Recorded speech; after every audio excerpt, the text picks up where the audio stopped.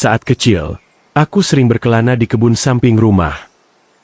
Di sana, aku merasa seperti penjelajah di dunia lain. Tapi ternyata, di dunia kecil itu, ada dunia yang lebih kecil lagi. Yakni dunia serangga. Dunia serangga adalah dunia penuh kejutan. Larva menjijikan yang kita lihat menjelma jadi kumbang cantik berkilauan. Tapi siapa sangka, di balik keindahannya, kumbang ini bisa menjadi hama yang merusak tanaman.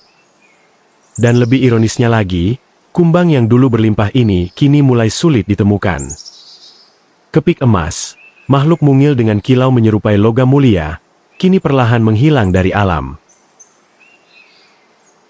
Kepik emas, atau Golden Tortoise Beetle, adalah kumbang daun dari famili Chrysomelidae, khususnya subfamili Chassidinae.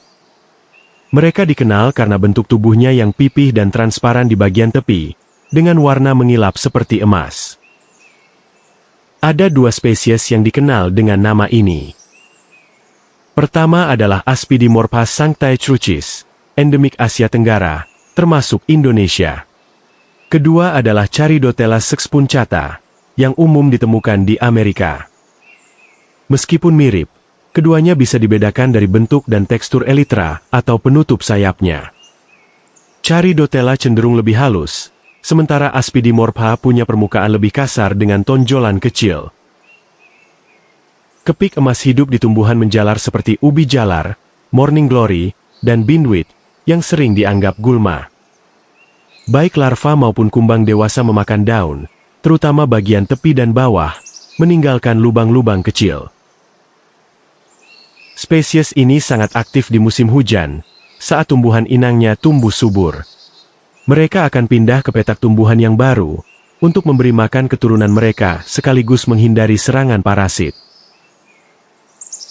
Larva kepik emas memiliki metode pertahanan yang sangat unik, yakni payung kotoran.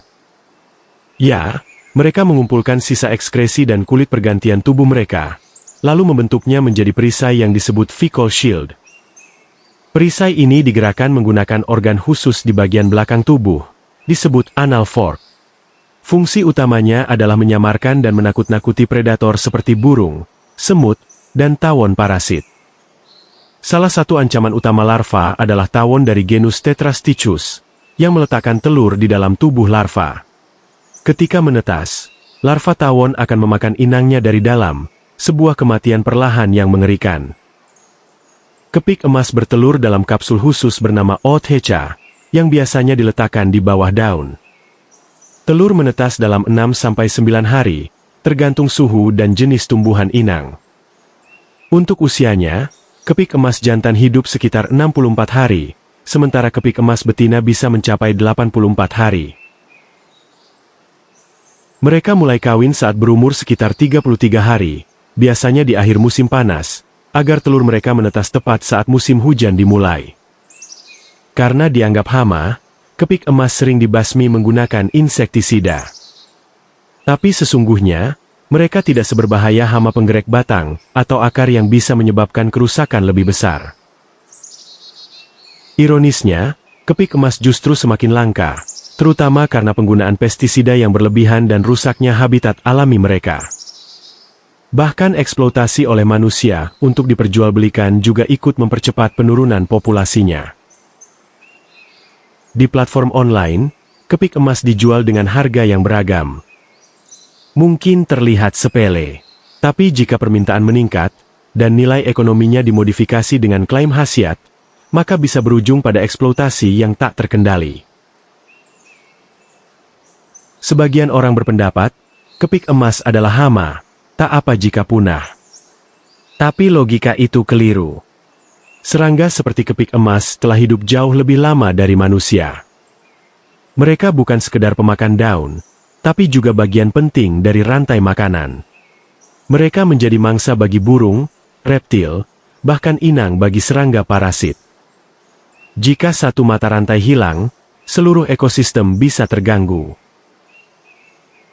Kita pernah melihat contohnya, yakni ketika predator alami seperti kadal, tokek, dan burung ditangkap untuk dijual, populasi tomcat meledak dan menimbulkan masalah baru. Pengendalian hama memang penting, tapi harus seimbang dengan keberlangsungan ekosistem. Di banyak negara, petani mulai beralih ke pestisida biologis atau menggunakan predator alami untuk menjaga keseimbangan alam. Dulu, anak-anak memandang kepik emas sebagai perhiasan hidup. Mereka ditangkap dan diperlakukan seperti bros berkilau dari alam. Kini, kepik emas semakin sulit ditemukan. Jika kita tidak berubah, bisa jadi anak-anak di masa depan hanya bisa melihat serangga menakjubkan seperti ini dari buku atau video. Alangkah indahnya jika kita bisa menjaga populasi serangga seperti kepik emas, agar anak cucu kita masih bisa melihat langsung keunikan mereka di alam. Menjaga serangga berarti menjaga ekosistem. Menjaga ekosistem berarti menjaga masa depan.